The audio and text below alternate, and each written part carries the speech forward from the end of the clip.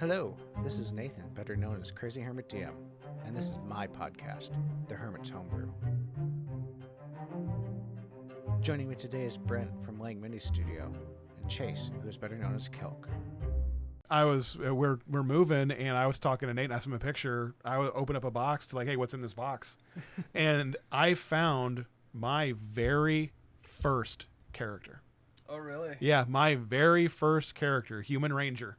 Go figure. And yeah, and he was level 5. Because that's what my first ever group that I ever played with. That's what we did. We would play until we got bored. Right. And then, oh, hey, let's, very, very ADHD brain. Yeah. We never really had a character get above level 7 because, oh, hey, let's go do this. Let's go do that. Let's go do something different. Okay. And we would switch gears and go do it. And that was actually a thing with OGL and original thing was you were only supposed to technically, you could go up to 20 like this edition, but most people would only go up to level 7 or 11 and then retire their characters because technically isn't once you get up to 15 or something, you're basically demigod level. Yeah, essentially, yeah. You get to that point, yeah. And so that makes sense, especially for a lot of campaigns and stuff that are just trying to do, we're going to go save the princess from the castle, Mario. Yeah, exactly. I get that. And then you'd have to up it demigod-wise. We're going to go save the princess from this extra-dimensional realm because this giant lizard that's threatening to destroy all the realms, 9 realms, is now going to eat us. Yeah. But it also makes sense is how long does it take to get to level 7? Usually, if we're starting at level 3, it's going to be a few months. Yeah, maybe. Depends on how generous how your often DM you is. play Yeah. And so that would probably coincide to when people just start getting tired of their characters. Yeah. So yeah, the idea of sticking to a character to level 20 is kind of I think everybody tedious. should do it once. Yeah. Just to say you've done it. Yeah. Dom and Jerome, man. My first character ever to level 20. Nice. The secret tip that I could honestly offer people is going to used bookstores if you want to really borrow from other things, and going to campaign guides like the Dragon Age ones or the Elder Scroll ones or the Fallout ones, and looking through those guides and taking those tidbits out from the the complete game guide to so and so, and then okay. Oh yeah. All my players guides from video games and stuff. I don't get rid of anything. I hold on to them. I'll flip through them. That's a neat idea. I forgot about that could happen. Yeah. Or just trying to find lore books of other I have a lot of the Elder Scrolls lore books, even though they're about as bad as Fallout. Sometimes they can contradict each other, but interesting. It's some of the same people. Yeah. Yeah, almost anything can be a source of inspiration, and I guess one of the biggest things that I can tell people is that don't feel bad about it because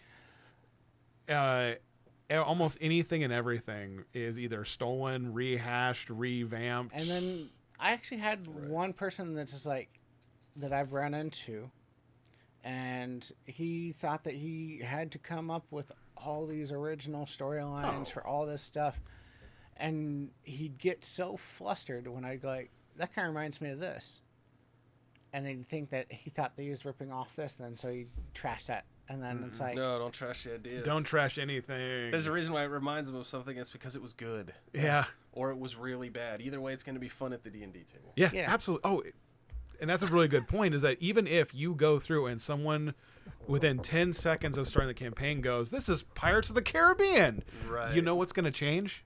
The entire thing, because you're not Will Turner, you're not Jack Sparrow, you're not Barbossa.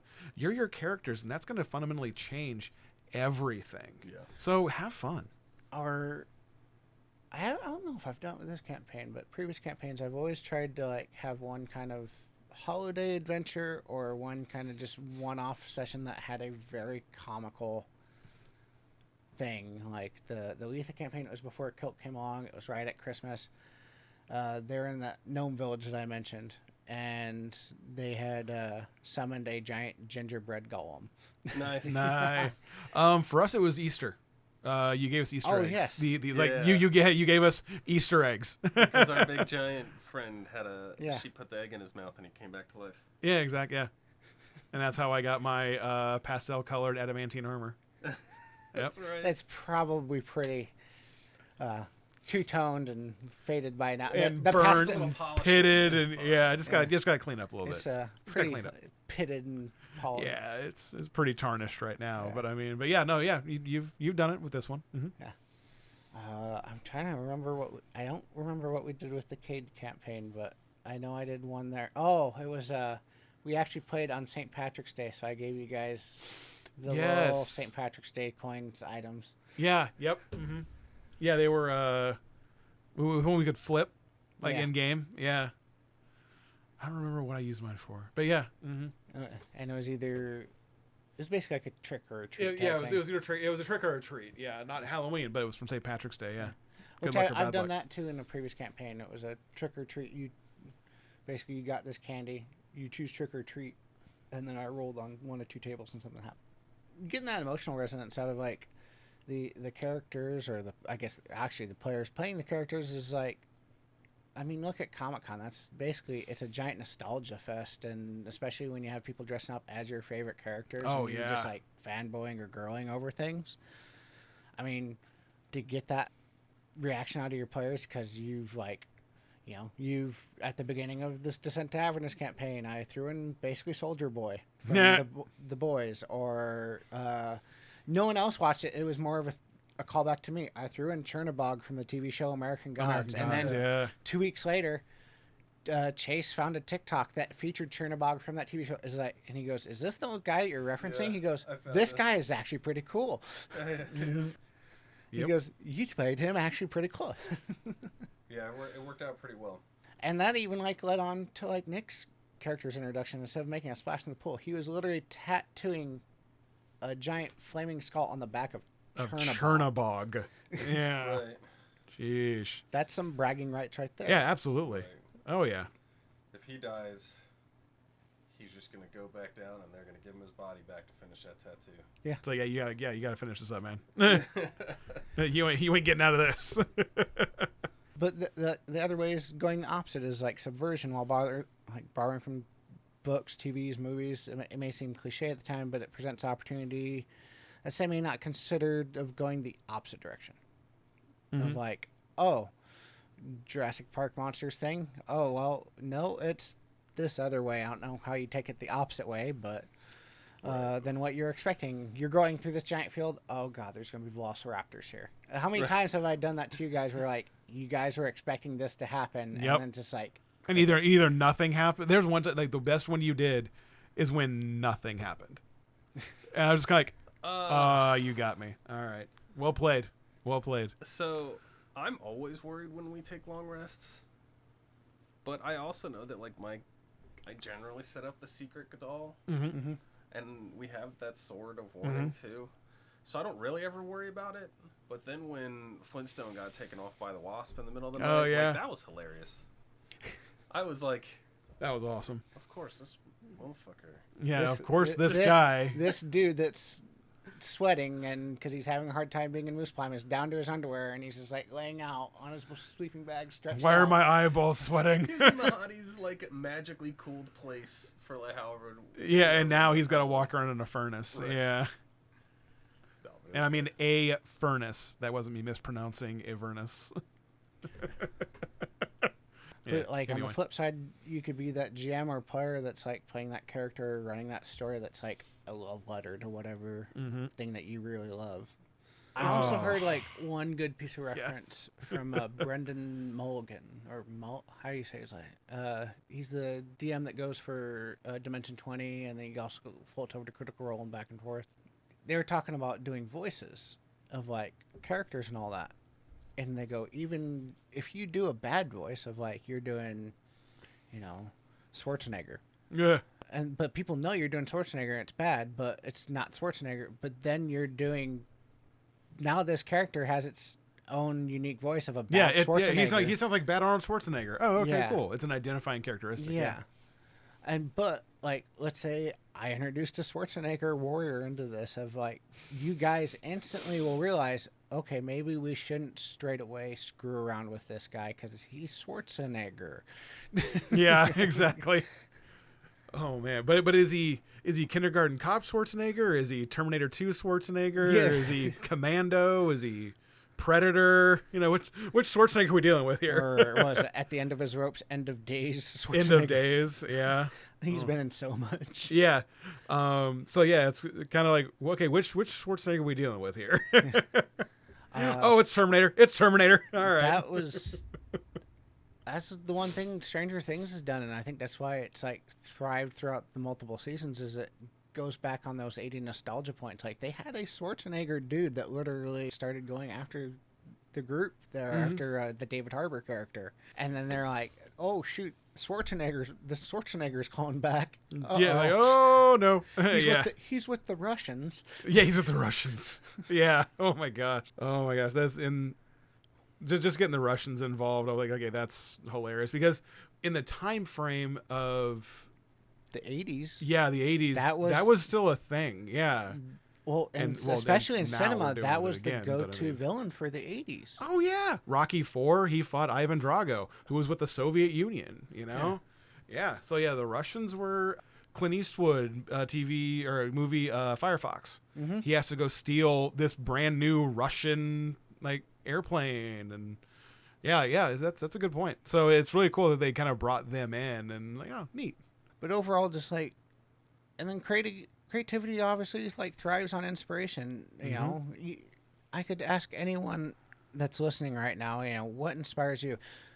I have people messaging me on Instagram a lot more now that I'm becoming kind of interactive and asking people about the podcast and hey, check this out. I want your feedback.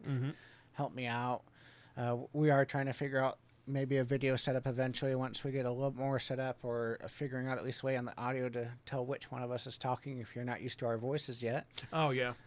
I don't know how to do that, honestly. I'm not that well versed, but I will find a way eventually. Pop culture, just plain and simple, just provides a wealth of fuel for imagination for the players, for the GMs. GMs can draw inspiration from diverse sources of classic fantasy novels, sci-fi blockbusters that we've mentioned, or anything on Netflix. If you had the experience, unfortunately, for the younger players, go watch a lot of old movies or read or just watch at least the synopsises to stuff on YouTube. That's half the time how I've stayed caught up on what's happening in Star Trek.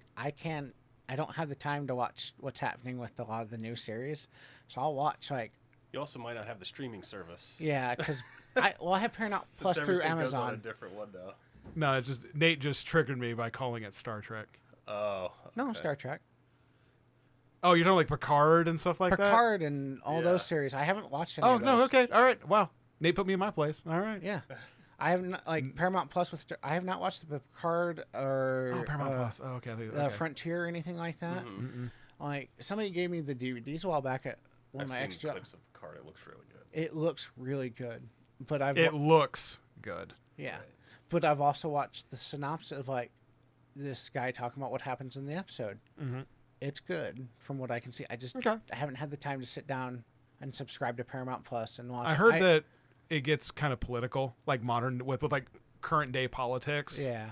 And I'm just kind of okay, yeah, but then again, that's reality bleeding over into what we create, and that's the kind of stuff that I'm no, you've got enough going on with your lore politics. Go deal with that. Don't talk about current stuff, because if I want to talk about current stuff, I'll turn the news on. But whatever. I mean, let's be honest. I mean, if that's how you want to draw inspiration into your factions as well, it is still a valid point. Yeah. It's a valid way of doing it. If you want to have it to where, unfortunately, this is, a real life thing happening. If you have it to where this larger nation is trying to make a statement by invading a smaller country because people aren't listening to them, and it's unfortunate that they're not, because it's costing people's lives right now. There's a story just right there. Yeah. No, absolutely. Yeah.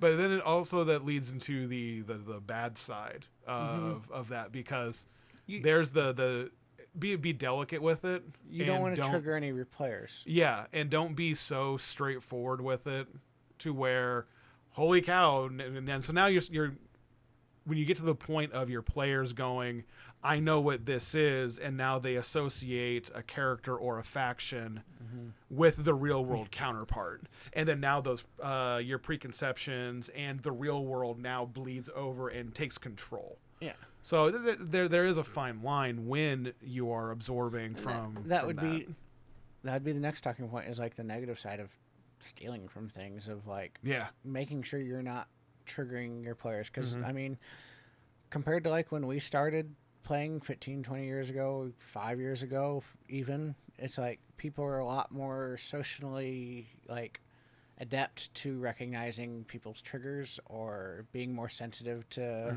the people at your table. That way you ain't supposed to make people at your uncomfortable unless it's like intentionally in game of like, yeah, I mean, if all of your players are like Jewish and you're making Holocaust references, it's probably not going to go very good. Which is kind of funny because no, go ahead.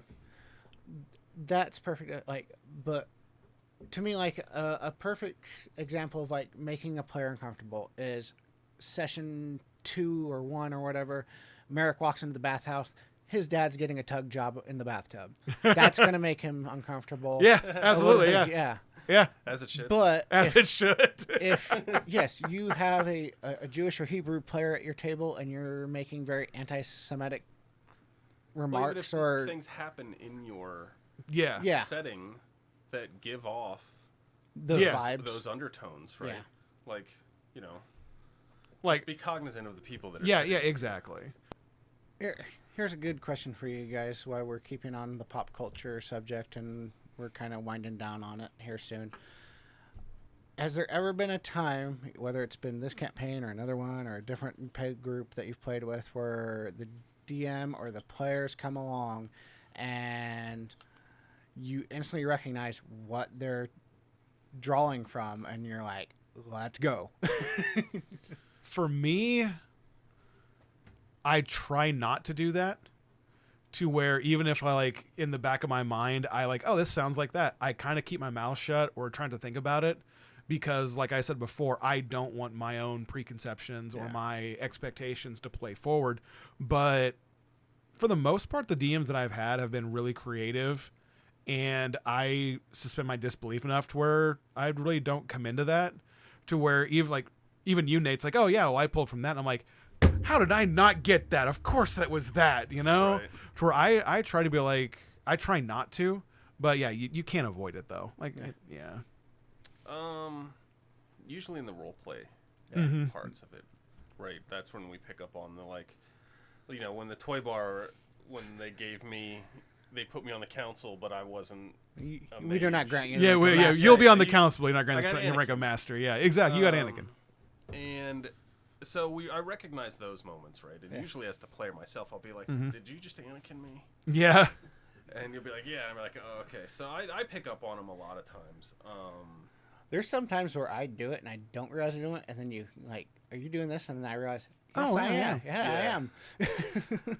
Because you did it to Merrick one time when we were talking, to where Surtur forced his way into my mind and said, you need to go get that spark. Yeah. And then we had that back and forth of the Emperor and Vader talking about turning Luke. You know, oh, you have to kill the son of Skywalker. But if he could be turned, he could be a powerful ally. Yeah. And I'm like, I don't want to kill Rama.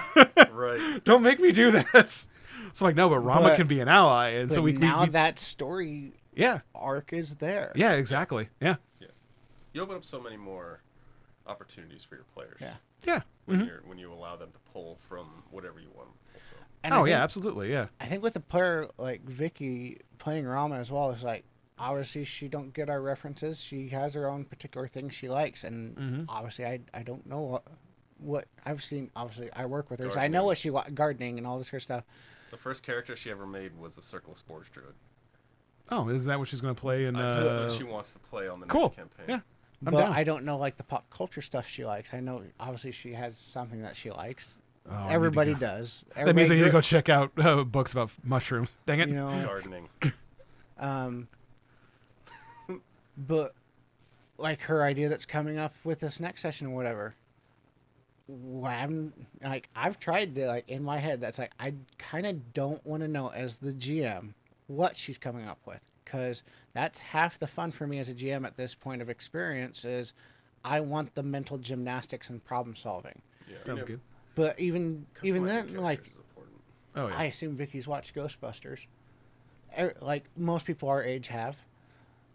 When I said you go off but at least she's seen clips of it, if not the If movies, nothing else, yeah. to where We've seen the you movies, right? throw off the switch bolt and it goes.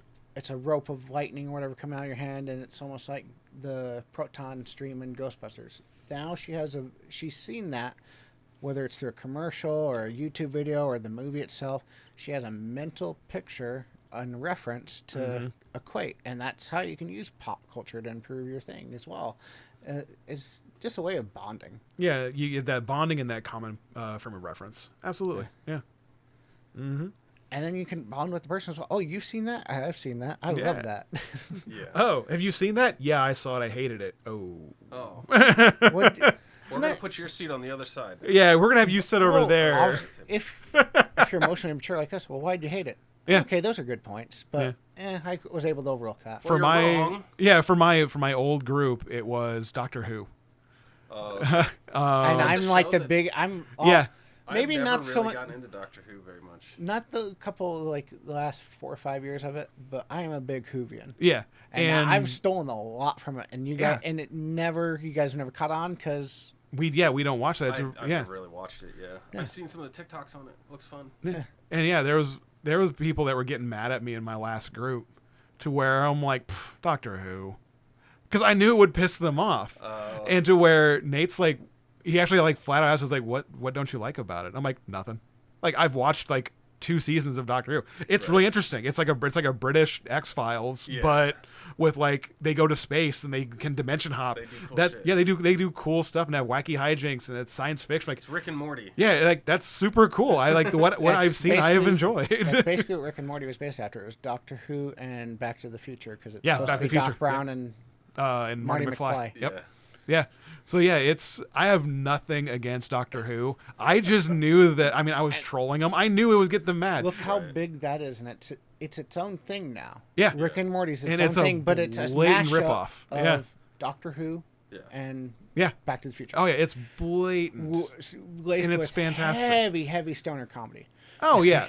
Oh, extremely. And like very gratuitous violence. Like one of my favorite episodes, I don't know if you guys have really watched that, is they go to the Purge planet with all these cats. Yes. Oh my God, the Purge planet. Yeah. And it's like, yeah, it's all like nice and homey, and they're farming, and Pepperidge Farm, you know, it's so wholesome. It's like sickeningly sweet, wholesome. And it's like, oh, okay. And all of a sudden, like, it's Purge time. Oh, this is gonna be a good year. How many times have I done that with D&D where I've done it to where everyone's super nice, everything's so wholesome, and then you start getting like, this isn't right. This is Nathan behind the screen. Yeah, they're like, I'm like, nope, this ain't right. Nope, the other shoe's gonna drop. This is gonna be Children of the Corn. This is gonna be. I used to do that as what is the monster in D&D that changes reality on you? Oh, the false Hydra. The false Hydra. Yeah, false Hydra. Yeah. I used to do that as a supervisor at my old job because they knew I was that type of person that would tease them if I liked them, or I'd give them crap just to bond with them. Yeah. But like, if I stopped giving them crap and was just super nice, or asked if I can get them something, right, they're what's like, up, man? and they'd like get off guard. It's like, what are you up to? And I just keep acting nice just to screw with. Like, it's reverse psychology. I have one person that I work with at work that everyone kind of like doesn't get along with her, and I'm like, why? I was like, well, she's got a mouth on her. She's like disrespectful. I'm like, oh really? I'll talk like, no, that's her personality. If she's not giving you shit, she hates you. Right. So I give her. She and I will go back and forth all the time. We get along fantastically. That's the one employee from my old job that still contacts me, still talks to me, still talks crap about the people that are there because she's still there. And I go, has it changed all? Nope. Nope. I'm glad I made that decision of leaving that. Yep.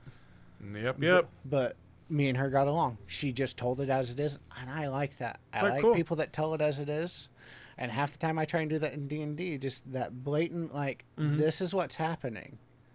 You have these choices, but Right. I'm not going to sugarcoat of like how screwed you guys possibly are here, but then you guys, dimension door my big villain into a extra dimensional area and. Yeah. Demigod. Remember, we're on Demigod. Demi-plane. level. You demi-planed him. Yeah, but no, we're getting to the point to where once you get above shoot, even level 10. I have a charisma of 22 Yeah. as a regular dude. And But by rules don't I'm say regular dude. You're not a regular dude. let's say rules is written, you're not supposed to go above 20, but like There are certain ways that you can. Yeah, You but can. there are so many creatures out there that have higher than 20. Well, it's on their because stat blocks, right?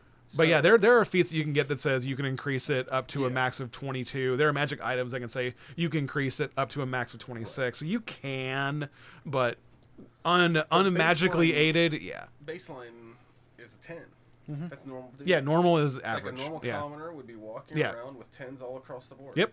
I Like, think that's they the said. average. I think one of the websites I've said is like Forrest Gump had an intelligence of like 7 or 8. That would be a Right. dim-witted person, Yeah. or like at least somebody of Gumpish a bit. Right. Because you can't have below a specific intelligence score and be 3. considered. Intelligence Most of the spells are is anything less than 4 Yeah. doesn't affect, right? So they don't have a specific level of intelligence. I know 5th edition they said that, or yeah, and I'm sorry, not 5th edition, but 3.5. Intelligence cannot go below 3. If your dump stat was like a 3 or lower, they say go be a half orc, because then you would take your -2 in intelligence and it would go down to like 1 and then bump back up to 3, so it would pretty much negate it. And I'm like, oh, okay. Because yeah, like 3 was the basic to be a self-aware, essentially. Right. Like anything with an intelligence of 2 or a 1 is like a slime or an insect that's just like responds to stimuli and goes to eat, and that's it. Right. So I'm like, so yeah, there's something to Like, in conclusion, though, I think like embracing pop culture in your game is not a sign of laziness, despite what the vocal minority could say online, or the one person at your table that thinks everything has to be an original idea. It Good leads luck to with that. it Those are leeds the people to that you tell to do it. Be like, Yeah. If that's what you think it should be done, please go do it. and I Here's would the love Dungeon to- Master's Guide. Right, and I would love to come play in your game, Yeah. and you'll see how hard. I will admit, other than like Brent's game that I've played in with a couple times, one of the more original games I played with was I was playing a Gnome Artificer. And I think he had screwed up on his storyline because he wasn't good at improvisation. So we got there, and then we did this weird, like, back in time magic thing. Then it became an alternate reality almost. And then it led to all this certain different stuff and all this, and it was great. But he lost focus, or I can't remember, or someone convinced him to step down. I can't remember how that ended, unfortunately, but I actually thoroughly enjoyed it because I didn't know what the story was coming from, and it was the dude that always told me you need an original storyline and all this sorts of Yeah. Your players make the original story. Exactly. Yeah. You make the outline, let the players flesh it out.